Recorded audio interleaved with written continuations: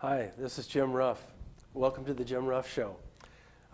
Today we have a special guest. His name is Mark Latham from Vancouver.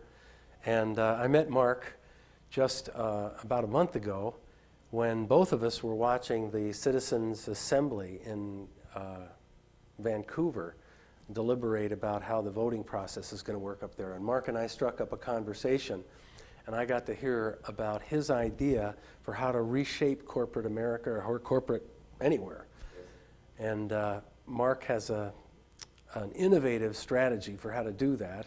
And so I'm really happy that he's come down and he's going to share that strategy with us. Mark, welcome, and thank you for coming down. Thank you, Jim, for inviting me. It's great to be here. Yeah.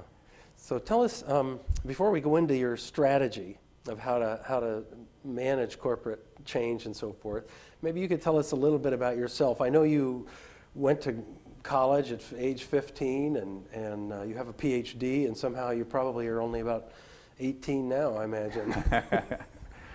Yeah, I got started a little early. I grew up in Vancouver, Canada. I went to University of British Columbia there. And yeah, I went to university at age 15, did a bachelor's in mathematics at age 19, and some graduate work there, then went to the US for graduate study at MIT. That's terrific. And so now you have a PhD. Yes, I did my PhD there in finance. I went to the business school there. Yeah. And my specialty then was investments, risk and return.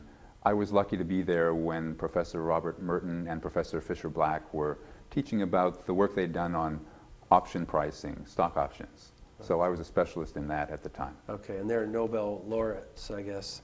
So you have a lot of credentials, as I guess what we're establishing at this point. Yeah, I was lucky to be there then, and that really set up my career from that point on. I've had 3 career stages in finance. I was teaching for 7 years at the University of California, Berkeley. I was assistant professor there. Then I worked on Wall Street for 6 years. And then I've been working on this corporate monitoring project now for 8 years. Okay, so you founded the Corporate Monitoring Project, and you have a strategy for adjusting some of the corporate struggles we have now. We talked a few minutes ago, and my image of the corporate difficulties is far more severe than yours. But I thought I'd start maybe by reading a quote from, this is my favorite quote from David Korten's book, When Corporations Rule the World. And he says, as corporations gain in autonomous institutional power and become more detached from people and place, the human interest and the corporate interest increasingly diverge. And he makes a marvelous image. He says, it's almost as though we were invaded by alien beings intent on colonizing our planet, reducing us to serfs, and then excluding as many of us as possible. So I thought, I know that you have a solution to this, and so I thought maybe I'd start with that quote just to kind of get us remembering that the corporate structure right now is a scary one for a lot of people anyway. So talk to us a little bit about what do you have in mind? Well, Jim, I think that is a very good quote, especially the part about detachment. And it's true that we've created these powerful corporations, and I think a big part of the problem is their detachment from us. And you can look at what I'm proposing as a way of better connecting us to our corporations and the people who run them. Okay, great. So we have I think it's a beautiful image too that I'm fond of saying, and people who've watched my show regularly will remember that we are run by corporate values today, or profits, the pursuit of profits, rather than human values. And one of the images I like to give is that if you're in a hospital, for instance, you meet all the people, and every person there is trying to serve you and make sure you're healthy. But the system itself, that organization, is actually trying to make money. That's their number one priority. And I know that's not that much of a problem for you, because what your strategy to do is to fix that by tying the human values to the corporate values more fundamentally, right? That's right.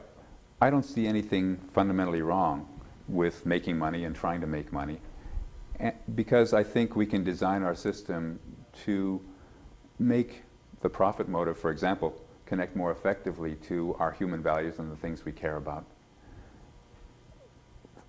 My proposal focuses most specifically, though, on how we vote our shares in these corporations. These large corporations are owned by all of us, and but the ownership is very scattered and fragmented.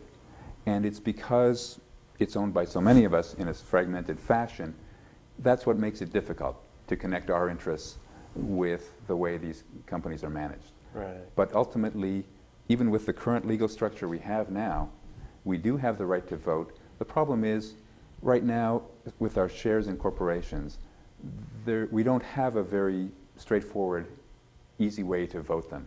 So most people don't bother. And my number one contribution is to give people a way to vote their shares.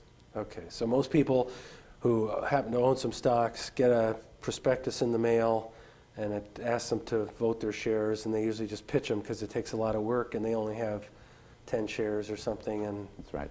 the millions, so they don't do it. And so the management basically is left in control of itself. That's right.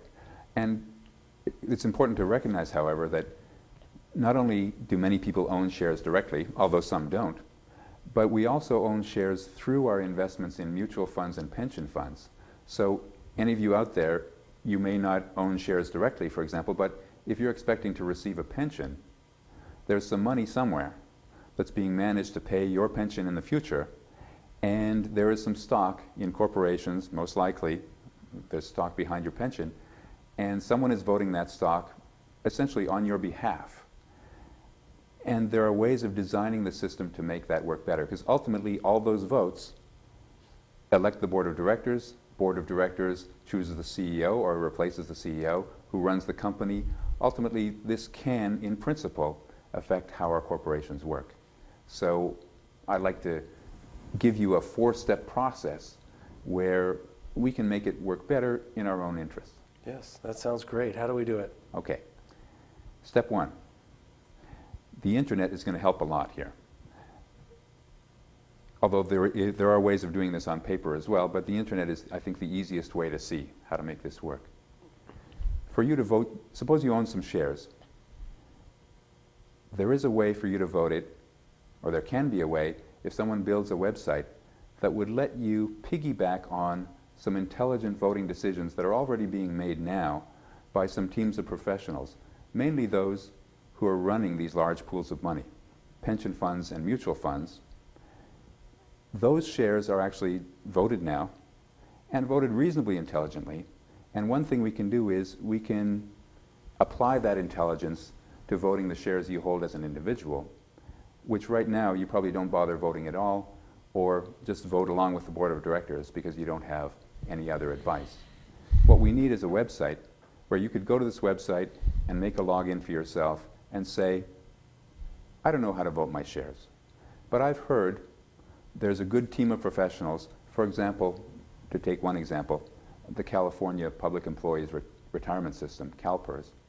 They have a pretty good reputation for voting their shares. If you don't know how to vote yours, you should be able to say, well, I've heard CalPERS is good, copy their votes and send them in for my shares as well. Okay, so the actual ownership of your, so it really doesn't take that much. I would go to this website and I would just say, I would listen to the different people who are voting and listen to their value system and say, that's a value system that I go along with, and I'd link up with that value system somehow, and then I could just relax, and I wouldn't, whatever shares I bought would then be voted consistently with the shares that they owned, that I owned, that were all the same, right? That's right. The idea is you're basing your voting decision on the CalPERS brand reputation. Now at the moment, most people out there haven't heard of perhaps CalPERS or various other people whose votes you could copy.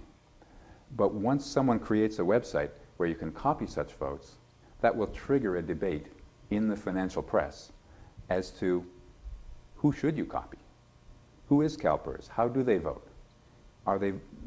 Would you like the way they vote or not?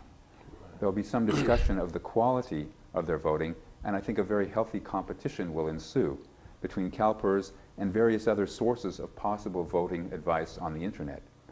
I would expect organizations like say the Sierra Club or Greenpeace, to start putting up their voting recommendations as well. And if you happen to believe in their philosophy, you could copy them. But ultimately, I think the biggest sources of voting advice will be large professional investors, in the short run at least. Although I have, as I said, I have 4 steps to tell you about. That's step 1. Okay. Maybe we should move on and All right, tell move you on. something about step 2. Give us step 2 then. Okay. So if that works, if you get some people, many people, to start voting using the internet in this way, then people will start to get an idea of brand reputations of these different sources of voting advice. Who's CalPERS? Who's the Sierra Club? Maybe they'll copy Fidelity and how they vote their stock. Once you have that idea, it opens up another possibility. If the idea is that different institutional investors have different philosophies and different quality levels of their voting, different levels of intelligence, different levels of capability, then even the money that you have invested, say at Fidelity, or at a pension fund, or any other mutual fund, you might want to improve the quality of that voting and say, maybe I like the way Fidelity picks stocks, they make good money for me, but I've heard there's somebody else that votes better than they do. I see no reason why you shouldn't be allowed to direct how your stock is voted, even stock that's held for you at Fidelity or through Fidelity mutual funds. For example, Fidelity is just one prominent example. This applies to any mutual fund and any pension fund. Okay, so that could be structured, do you think, to set it up so that I could tell my pension fund, hey, you used to handle my votes for me, now I want my votes to go more consistent with this other value system. For example. Yeah. Although you might not express it in terms of value system, I think of it as brand reputation, like you'd go with CalPERS, for example. And I often use an analogy here of how you buy a personal computer. We're talking about a very complex decision which you as an individual are perhaps not competent, not expert enough to understand the details of. You don't understand how your personal computer works. And yet you're able to buy a high-quality personal computer using brand reputation. If you buy a Dell, a Sony, an IBM, it's going to work. It's going to work well. And you don't need to know the details of how that computer works, because there's a whole technology community out there that assesses the quality of these competing brands. Likewise, once we have a system where you could copy a stock voting advice from CalPERS or from Fidelity or whoever, and then we have a debate in the financial press, we'll have the whole financial community trying to assess and discuss the quality of voting from these different sources. So you'll be basing your voting on the brand reputation in the entire financial community. You'll be using the intelligence of the financial community in your own voting decision. That's great. Okay. And the important thing there is the influence is spread not only to stocks that we own individually, but to all shares. Ultimately, all shares in all corporations are owned by individuals, often through intermediaries. And I think it's important to improve the voting of all those shares. And that's going to do it. So that's step 2. Okay, step 2. So now what's step 3? Okay. Step 3, it's important. Voting is important. It's a community service. Your voting of your shares, not much of that influence comes back to you, but it's an important contribution to the governance of all our corporations. And we need to build a community service ethic, as we do in politics, to encourage everyone to vote. Right now, a lot of people vote in politics. Should be more. I think there are ways of improving that. But in stock, most individuals don't bother voting. And we need to change that. But in order to change that, the first thing we need to do is, step 1, give them a way to vote that is feasible. It's too hard for an individual to read through all the detailed information and vote. So step 1 answers that. And then step 2, you can apply your voting to mutual fund and pension fund shares. Step 3, we just encourage everyone to vote. We publicize this idea and say, hey, get out and vote your shares. There are a number of ways we can encourage people to do that, like publicizing lists of who does vote, for example, if those who want to known as voters. There are a number of ways of enhancing that. So that's an important step 3. So what do you think so far? Well, I love it. To me, what the problem that he's talking about here, that I think is so severe, is that the values that are driving our system and driving the important parts of our life are the values of just playing a game, making the most money as we can, which is fine if that's somehow aligned with what serves us as a society and what serves the planet and what serves human interests. But today, as he says, they're increasingly diverging from what serves the planet. And in my mind, in fact, whoops, touched the mic, I shouldn't do that. But in my mind, when we talk about economic growth and the growth of profits, to me that's like, oh no, our natural wealth of our planet has just gone down. It's almost a linkage that is a negative linkage. So what you're proposing is some way to reorient that linkage. How do we make it align so that human values can be in alignment, and so that making money serves the general interest? And so I see that's what you're trying to do. And you're trying to do that within the system itself. So you're not saying to corporations, you have to sacrifice making money. You're saying, hey, here's a way to make more money, and let's also serve the values of society. That's right, Jim. I think what I'm proposing, by giving more power to all of us who own shares, I think it will enhance the financial performance of corporations. For example, reducing the future number of Enrons, the number of bankruptcies that are caused by malfeasance of the board of directors and the CEO. So I think it will enhance our financial goals, but it will enhance, I believe, environmental impacts of corporations and other social and political impacts. But first, just on the financial goals, even those of us who don't own shares, if we find a way for corporations to operate more financially efficiently, and that method spreads to more corporations, at first the corporation will make more profit, but then as they compete with each other, that will reduce prices to consumers as well. But on the environmental and social issues, I think that's a very important result of what I'm proposing, is that for share owners, in voting to pursue their own interests, share owners will naturally tend to balance profit and other impacts of corporations much more than CEOs do now. And the reason for that is most investors, most share owners, are much more diversified across companies than the average CEO.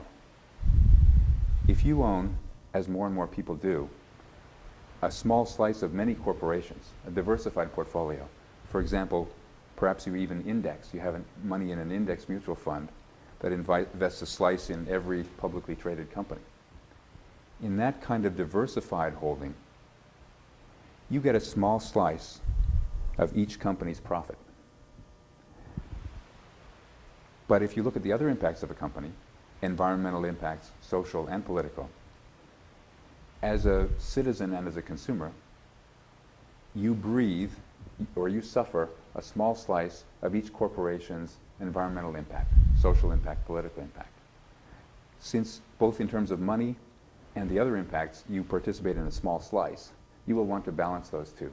In contrast with the average CEO who is heavily invested in one company, 1 million stock options in the CEO's own company, that CEO has a personal incentive to just maximize the financial returns of that one company, even though that may be at the expense of the environment and the expense of other social and political impacts.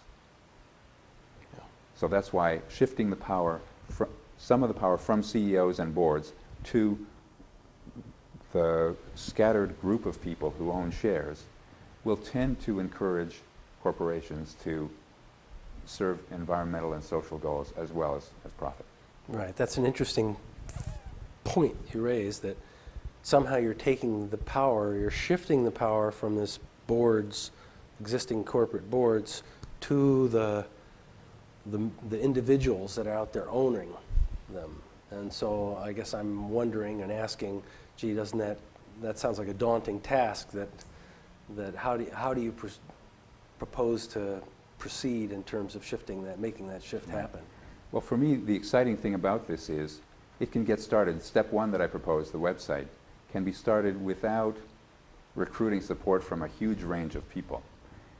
A website can be built by 5 programmers, say. It's a small number of people could get together and build this. So one thing I want to say, Jim, to your viewers is, if you know some web designers who might be interested in this kind of project, on a volunteer basis, I'm essentially a nonprofit. I'm not doing this for my money, and I'm not talking about employing people. I prefer to put together a voluntary coalition of people who would like to move in this direction. It's not that hard to build a website, and I'd be happy to coordinate and put people in touch with each other. So if people can contact me through my website at the corporate monitoring website, www.corpmon.com. My email address is there. If you know people or if you yourself would like to get involved in this or stay informed about this, please take a look at that website. Okay, so that's good. I'm not sure we've covered step 4. We better No, we make sure haven't. we cover that one. Yeah, that's right. Okay, step 4, I think it's a very important step. Once we have the idea that individuals can vote by getting advice from various sources, and if those sources, for example, CalPERS, Fidelity, Greenpeace, whoever, once these sources of advice are competing with each other and influencing a lot of votes, I think it's very important to raise the quality of those sources of advice. And in this field, to raise the quality of voting advice, it costs money, frankly. It requires teams of professionals to do the job. Right now, there are teams of professionals at Fidelity, at CalPERS, who vote their stock, and that's great. But that gets us only so far. I think we can get farther by paying them. And I've looked at the way these sources of advice are paid for now, and I find it's a major drawback and a major limit to the quality of voting advice that we get. We need to find ways of paying for that advice as a group, all share owners. And the only way I see to do that is for us to pay for voting advice using corporate funds. So my step 4 of my agenda is we share owners at each corporation, we can do this one corporation at a time. If a majority of share owners want to use corporate funds to pay for sources of voting advice, we can make that happen, if necessary, by voting for a new board of directors who will support that. But the goal is to use corporate funds to pay for sources of voting advice. You want to hire an external organization to cover your company and give all share owners advice on how to vote their shares for the coming year. And the key trick for keeping that advice independent of the board of directors and the CEO is for the share owners of the company to be voting to choose which advisor to direct that money to.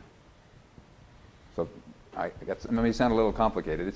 It's actually closely related to the politics of campaign finance reform, but it's all about using the money we own as a group to improve the information we get that will help us vote. Right. It seems to me in the ideal, a corporation is just a gathering of people devoted to serving a certain function. And if that ideal were to be accomplished, it seems to me your proposal would take us more toward that ideal, where, hey, we're just a group of people trying to build bridges or whatever we do, and we want the people that own us to have good information, and we want to be making good choices that serve the general interest of society. So there's that whole different structure, way of thinking about about corporations. And here, it's interesting because I have a strategy for how to change the larger system, as you know, to try and bring some of these into place. But you have a strategy for how to maybe make it happen within the system, how to make all the parties be excited about this. But it doesn't sound like you've got anybody interested yet. It doesn't sound like you've got people going, pension fund managers saying, wow, this is great, let's do it. So what's the holdback?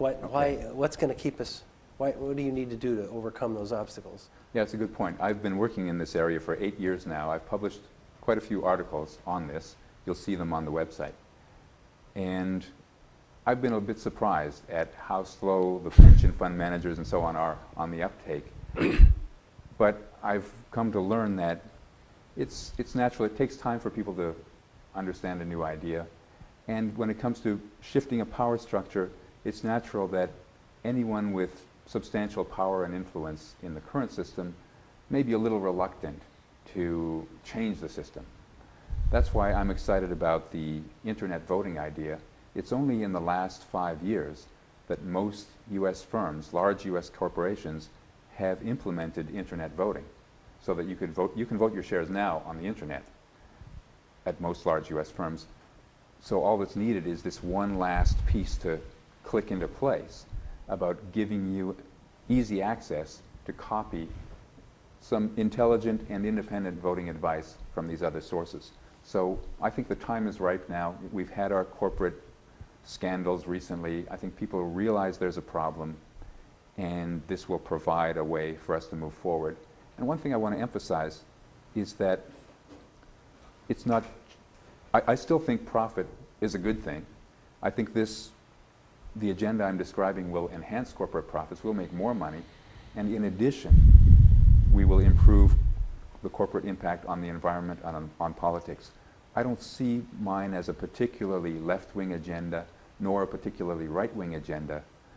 I think it has potential appeal across the political spectrum, so I pitch it to everybody. Right. I think it's just a better way for us to coordinate our interests. Oh, interesting way to phrase that. It's a better way for us to coordinate our interests. I like that. Yeah.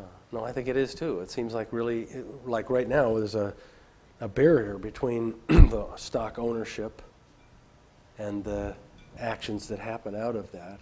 And you have a way to kind of remove that barrier and to coordinate our interests together. That makes sense. I'm very excited about it. I think there's a great deal of hope. I think corporations can actually save us once we figure out how to use them the best way. Well, that's great, Mark.